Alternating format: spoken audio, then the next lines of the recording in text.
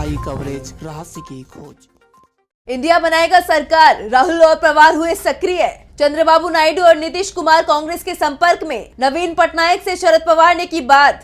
लोकसभा चुनाव में इस बार किसी भी दल को बहुमत नहीं मिला है। एग्जिट पोल 400 पार का दावा कर रहे थे, लेकिन बीजेपी 250 पार भी नहीं कर पाई है। इंडिया गठबंधन ने कई राज्यों में क्लीन स्वीप किया है। इंडिया गठबंधन 230 से ज्यादा सीटें जीतने में कामयाब रहा है। इसके बाद इंडिया की तरफ से सरकार बनाने की कोशिश शुरू कर दी गई है। जैसे ही रुझान आने शुरू हुए, इंडिया गठबंधन के बीच में सरकार बनाने की चर्चा शुरू हो गई और जैसे ही ये तय हुआ, बीजेपी बहुमत से दूर हो गई है। उसके बाद इंडिया ने सरकार बनाने की कमान अपने हाथ में संभाल ली। राहुल गांधी एआईसीसी कार्यालय पहुंच गए और उन्होंने इंडिया गठबंधन के तमाम नेताओं से संपर्क साधा।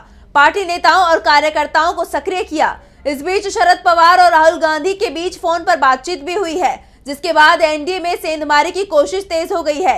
एक तरफ नीतीश कुमार के साथ राहुल गांधी ने संपर्क साधा है, तो चंद्रबाबू नायडू को इंडिया के पाले में लाने की कमान शरद पवार ने संभाल ली है।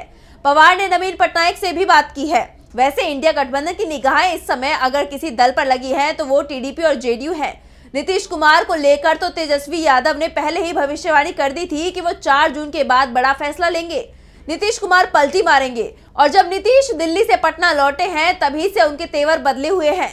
बीजेपी नेताओं को भी समझ में नहीं आ रहा कि नीतीश क्या फैसला लेंगे। वैसे जेडीयू की तरफ से कहा जा रहा है कि पार्टी एनडीए में ही रहेगी, लेकिन बीजेपी को भी अभी नीतीश पर भरोसा नहीं दिख रहा है और कहा जा रहा है कि अगले कुछ घंटों में नीतीश कुमार पलटी मार सकते हैं। वैसे भी चंद्रबाबू नायडू और नीतीश कुमार दोनों में से किसी को इस समय बीजेपी की ज्यादा जरूरत नहीं है।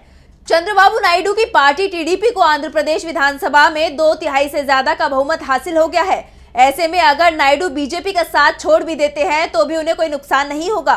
दावा किया जा रहा है कि नायडू को शरद पवार ने उनकी पुरानी मांग मानने का आश्वासन दिया है और नायडू भी पवार की मांग पर विचार कर रहे हैं।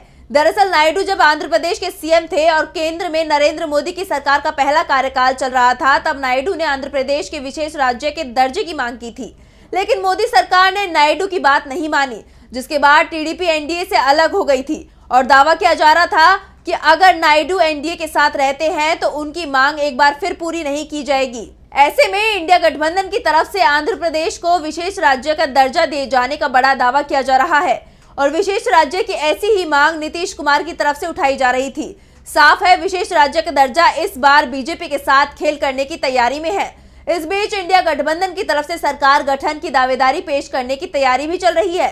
दरअसल इंडिया गठबंधन के नेता ये तय मानकर चल रहे हैं कि सरकार गठन का मौका अगर उन्हें मिलेगा तो वह आसानी से बहुमत साबित कर देंगे, क्योंकि टीडीपी और जेडीयू के अलावा और भी कई पार्टियां जो इस समय एनडीए में हैं और उन्हें 2-2 सीटों पर जीत मिली है, वो सभी पाला बदलने की तैयारी में है। लेकिन ये पाला बदल का खेल तभी होगा जब इंडिया गठबंधन को सरकार बनाने का न्योता मिलेगा। वैसे सभी की नजरें इस समय नीतीश और चंद्रबाबू पर टिकी हुई है। बीजेपी की सांसें फूल रही हैं, तो दूसरी तरफ इंडिया गठबंधन में उत्साह का माहौल दिखाई दे रहा है। Tobacco causes cancer, smoking kills.